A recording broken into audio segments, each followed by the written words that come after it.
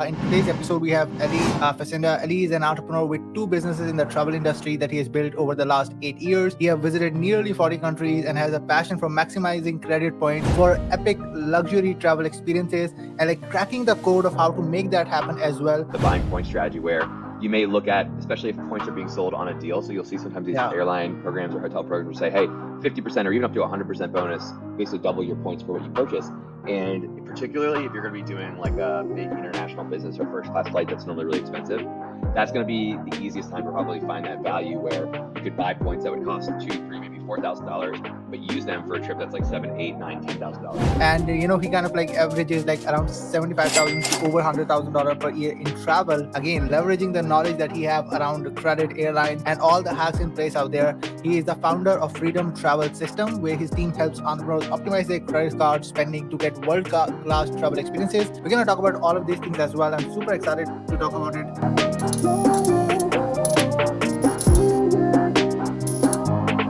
So please welcome Eli, the travel guy, Facenda. Hey, Eli.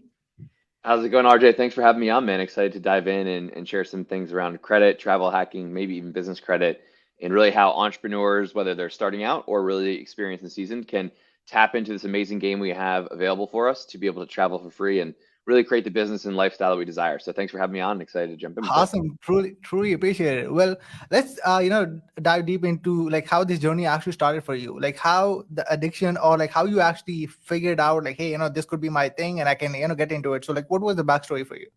Yeah, so I always had this curiosity in general, kind of just about the world and life. And I think when you ask your parents, like, what was I like as a kid? They would always Yeah. say, like, you were like ready to go and always super curious. So, when I first had my first ever taste of international travel, that curiosity really came online. I started to look at the world and see people from other countries and be like, oh, these are kids. I was playing baseball in the Dominican Republic as a high school baseball player. I was on a trip down there, and I remember that was really my first international trip. And I was looking at these other kids and being like, wait, they're different than me, but they're like the same.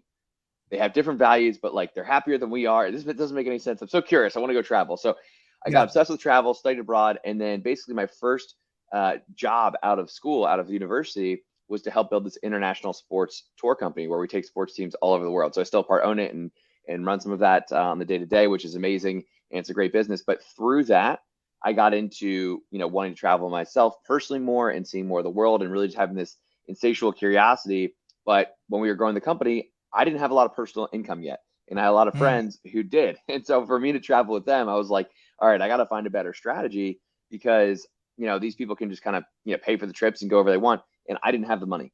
So the Yep. credit card points thing started as a necessity. Then it became really fun and kind of addictive.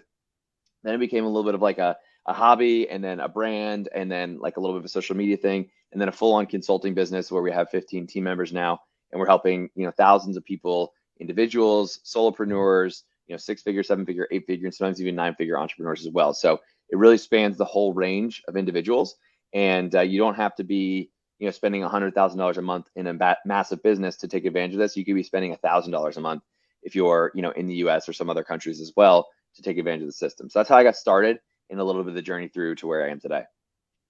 That's amazing. So, like, if we talk about something that actually fascinated you with all of these things out there, what was the certain thing that actually fascinated you when you kind of like figured out that you can leverage credit cards, you can leverage these like hotel stuff or like airline stuff out there. So, like, how these things started to fascinate you when you got the idea, like, this is also a possibility. Totally. Yeah. So what really fascinated me at first was the idea of just it's the kind of the concept of working smart versus working hard. Because the traditional Mhm. model of education that I was taught is that you're going to work really hard, you're going to save up a lot of money, and then someday in the future, when you're 40, 50, 60, 70 years old, you'll be able to retire and travel the world and do the whole thing. And that's kind of like, in most countries, or but Yes. specifically in America, that's like really kind of the message, right? Get a high paying job, become a doctor, lawyer, an accountant, work on Wall Street, do that kind of thing. And I always had a problem with that because I was like, I just kind of I thought from the beginning, I was like, but when I'm in my 20s and 30s, like that's when I have my most energy for life. Like, why would I want to wait to do the big adventures until I'm like 70? Doesn't make sense. And so when I heard about this, I was like, oh, I can just work smarter with the money I'm already spending, just make a couple tweaks to what I'm spending with, like which cards I'm using, the plastic that's in my hand, Yeah. and then how I use these points. And I'm like, with a couple different tweaks, I can have all of the experiences I've been dreaming of and I can have them way sooner than I thought I could. And I was like mind blown by that concept when it really landed. And I had my first ever international trip, which was our first ever international business class trip, which was a flight over to London. And I remember walking onto this plane. And when you walk on, the big international aircrafts, the wide body jets, there's, first class, business, premium economy, and Yeah. economy. And I remember walking on this plane for the first time, I turned left instead of turning right. So I start going to business and first class instead of economy. And I'm like, 23 or 24. I have like no real, financial stability at this point. Like no, my income was like 25 to 30K. Yet this ticket was, I think, like a $6,000 ticket, and I had paid $6. I remember walking down the aisle to the seat and being like, I felt so out of place. Like, I don't belong. Everyone's going to know I'm a fraud or something like that. And I'm sitting next to like CEOs and like, successful people. And I was just like, this is amazing. Like, I'm getting this experience now when I'm super young that normally I thought I had to wait decades for. And I was able to do it while paying $6 and really kind of outsmart the other people I was sitting next to that were much older, Mm. much more successful, and much smarter than me. So it gave me this kind of boost of confidence too, in the sense of like, wow, I can really create different amazing circumstances in my life. And that was part of the initial kind of draw. Wow, this is amazing, and I think like when you went into the business class out there, they kind of like open your mind out there, or like, hey, this is like insane. What in compared to the people out there, how they're spending a lot of money out there, compared the smart way as you mentioned, like how you were doing it, which was kind of like amazing. You know? Absolutely, absolutely. No, you're totally right, and that's the thing. Most people, it's not their fault for not optimizing this. Most people don't have Yeah, the awareness, and it's hard to change something if you're not aware of it. So that's really the first step to this is realizing how powerful it actually can be. Because even a lot of entrepreneurs, a lot of business owners, and I think for good reason, we get so focused on the ideas of the revenue generating activities, the things that are going to grow the business, things that are going to do that, and we overlook some really easy levers to pull on that can create exponential results in other areas of our life.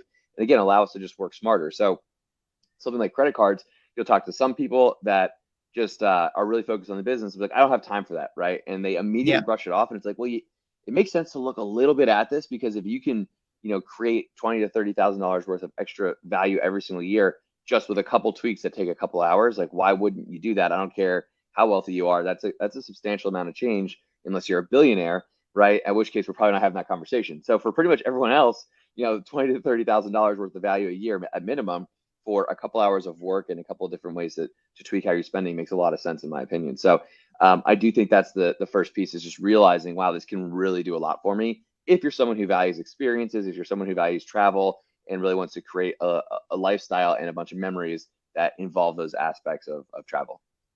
love it, love it. So like in terms of like in the perspective of that, I think I really believe especially the people who are living in US or in the European countries out there, I believe like for those it might be much more easier for them to obtain these things out there. Have you saw somebody out there who might be living in Asian countries, maybe India, Pakistan, or other countries out there, who, because they're always a way, they're always a way to get those things like work out. But like, have you noticed somebody out there that were able to leverage it in that way, and then able to leverage all the other amenities that comes up with it? Yeah, so the kind of niche that we're talking about is really called travel hacking.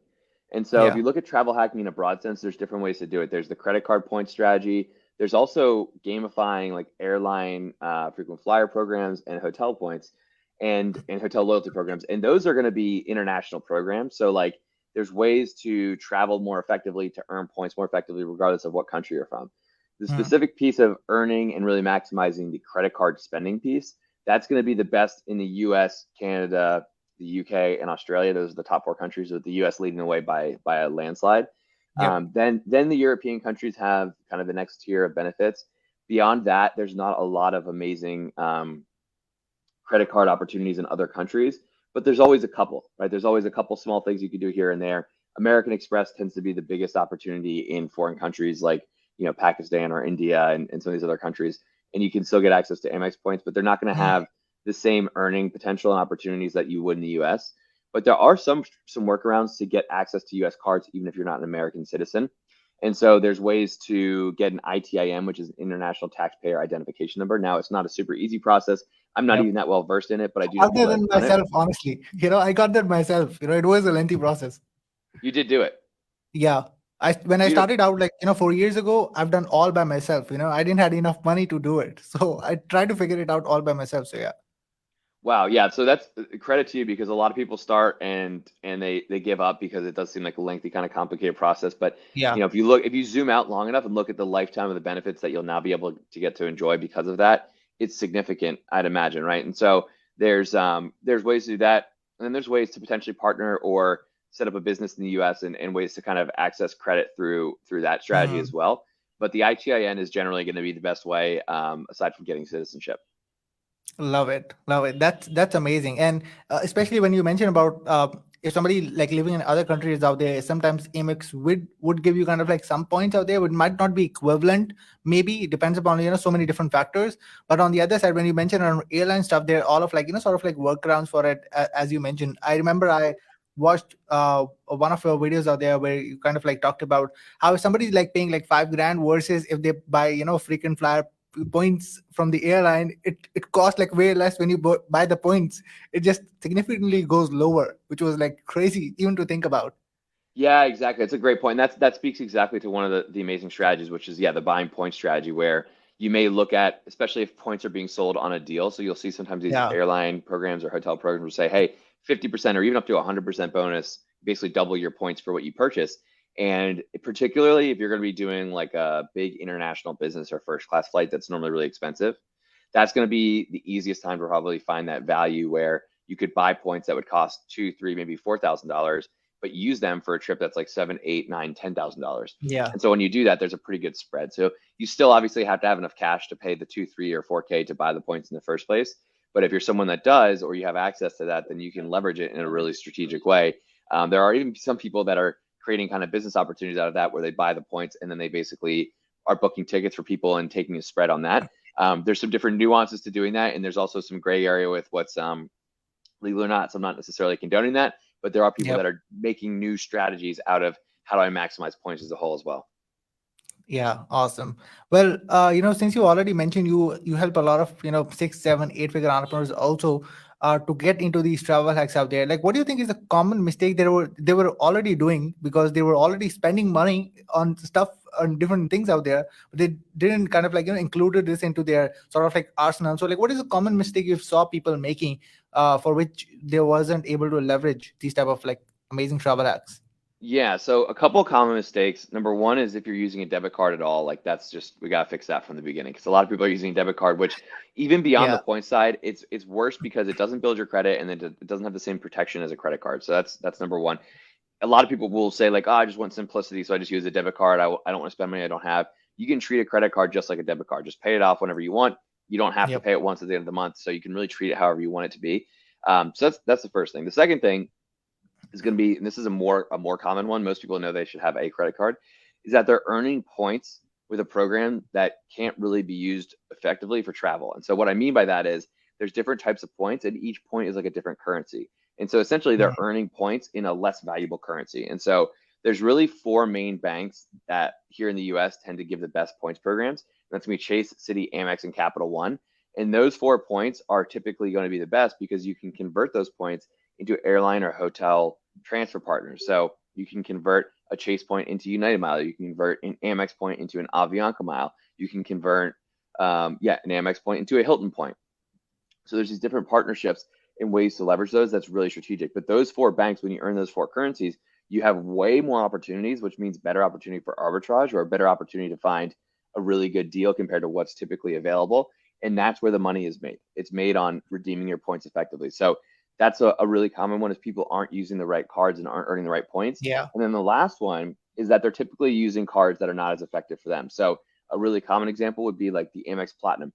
It's a big fancy card. It's got a high annual fee. So a lot of people here, at least in the US, assume this must be the best card for me, right? And so they get that card and they put everything on there. Well, there's a card that also earns Amex points called the Amex Gold, which is going to earn 4 points per dollar on groceries and dining. So when you're going out to eat at a restaurant or buy something in the grocery store, a lot of people are swiping the platinum card when they could be earning 4 times the amount of points just by switching to the gold card for that kind of purchase. And so Oh, over the wow. course of a year, that could be multiple five figures of savings just from using the right card. So there's some big differences from small changes that you can make by earning better points than using the specific card that's better for your type of purchases as well. Awesome. That's so cool. Especially when you talk about, we already discussed about the person who's like making like 6 figures, 7 figures, or 8 figures. Do you think somebody who's actually right on the verge of starting their business, or right, they're just like playing with it, or they're making like, 1,000, 2,000, $3,000 per month, do you think they should just start working on these things out there right away, instead of like getting to a certain point and then realizing, how much they could have accumulated in a lot of different ways out there? Do you think about it? Yeah. I think I look at that, the 80-20 principle, right? Where it's like you want to put in the minimal amount of effort to get the maximum return. So I do think it's worth it. It also depends really on, you want to think about what your goals are. Like if your Yeah. goals are to travel as much as you can as soon as possible, then it may make sense to look at it more in depth and sooner, because you can get there faster and really, check the box of that goal. If your goal is, hey, I just want to maximize what I have, so in the future I can do a little bit more travel, but right now I'm focused on the business. I want to, that's all I care about is building the business, or whatever, whatever your main mission is.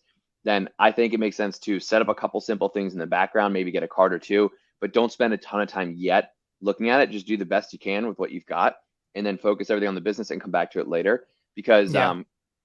it can be time consuming to learn a little bit if you don't have access to the right information or team or like a course or something. Like if you're just reading articles online, which is what I did, and it took me a lot of time, which I don't necessarily recommend for others. Like I eventually hired a mentor, took some courses, and like I went from like, spending hours and hours and hours reading stuff to getting help quickly, and then going to the next level of like being able to do this really quickly. So I do suggest that for people as well if you want to save time. But if you're the person who's not going to do that and you're going to spend a lot of time, then it does make sense to just get a couple things set up now, build a business, come back to it later. Unless again, travel is an immediate goal, then I would say invest more time now, because it can help you get there much faster.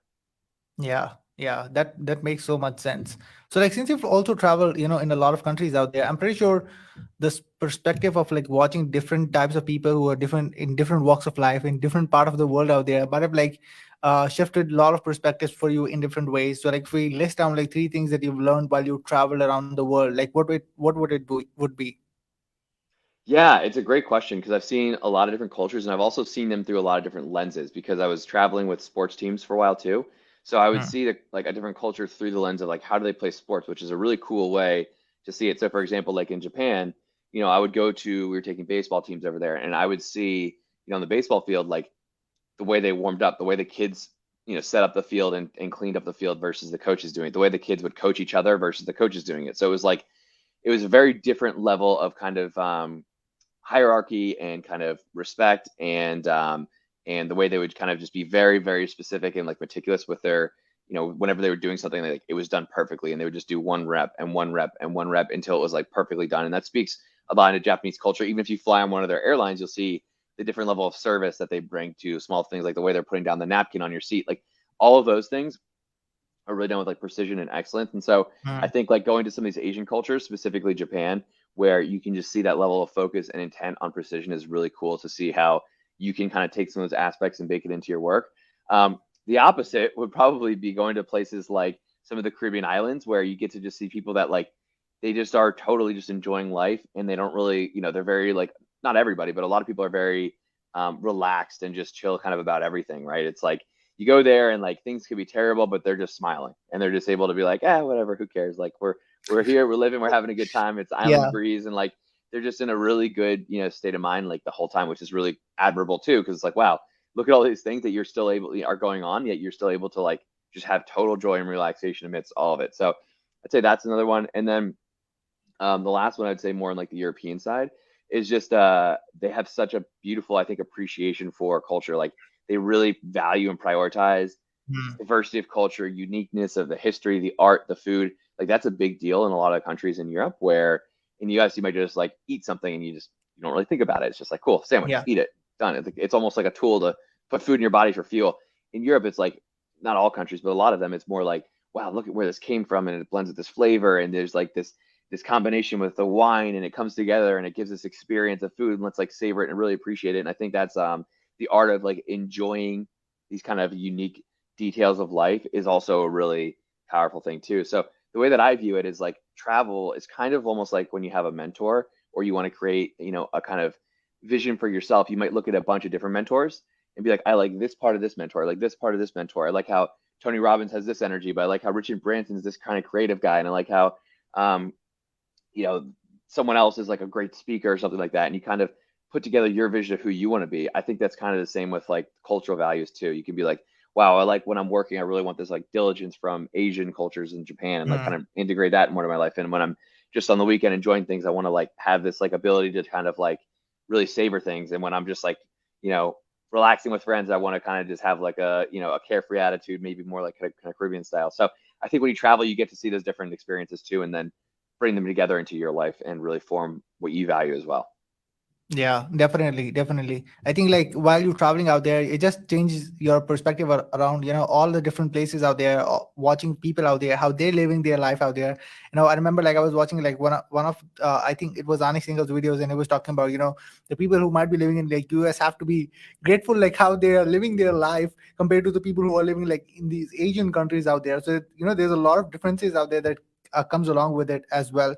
Well, I think if somebody want to learn, even though they're a beginner or even though they're expert like seven figure and beyond, to learn like how to master these travel hacks out there and how to integrate it in their life and business so that they can leverage it for their travel out there, like what is the best way they can either follow you and can be the part of your world?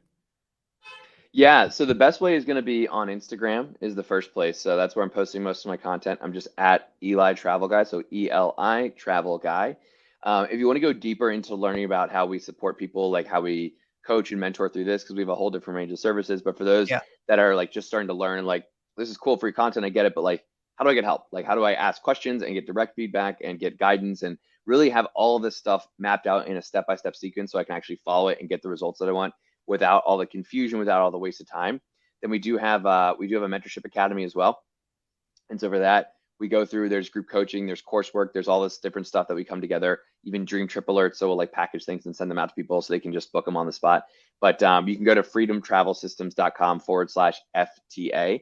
That's Freedom Travel Academy is the forward slash, and learn a little bit more there as well about some of the mentorship stuff and some of our services if you have a bigger business as well. But that would be the two best places. I would also recommend my business partner and incredible travel hacker. It's Travel Like Tommy.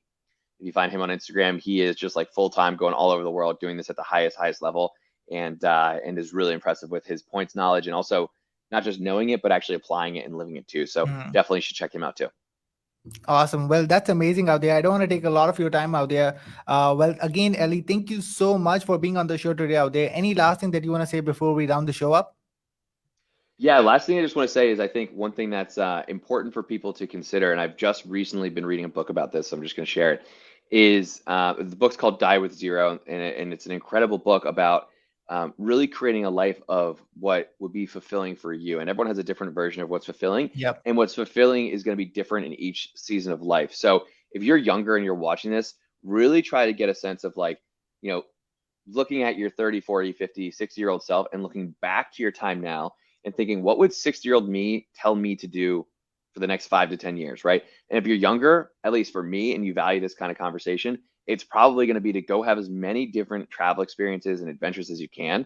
And so I'm a huge Absolutely. advocate for that. So like the order of doing things is important, right? Like you can have the solo backpacking adventure in your 20s where you're trying to travel as much as you can, but if you're 35 or 40 and you never did that, you're probably not going to go want to go live in a youth hostel and meet people that are in their 20s. Like you're going to feel out of place. Mm, So now is the time to go have a lot of those adventures. And if you don't do it now, you're going to wake up in 5, 10, 15, 20 years and be like, oh, I always wanted to do that thing, but I didn't prioritize it. And now I never got to do it. So it's an easy thing to put off. It's an easy thing to do. So if you have that kind of pull, just go make some sort of commitment that's going to make sure that you are taking the step towards a big trip, a big life experience. And if you're driven, you're ambitious, you're probably going to build a big business regardless. So make sure to prioritize some of those life experiences too, because they're easy to put aside. So that yeah, they're easy to push off. Basically, is what I'm trying to say. So that's yeah. my advice for anyone else out there listening, particularly for the younger folks. Awesome. Awesome. I think that is relatable for me as well because I'm 24 right now there. I think you nailed it. Well, Ellie, again, thank you so much for being on the show today out there. It was amazing having you on the show. Thank you, RJ. I appreciate, man. I appreciate the work you're putting out and how you're helping people as well. Truly appreciate it. So yeah, guys, thank you so much for watching. We'll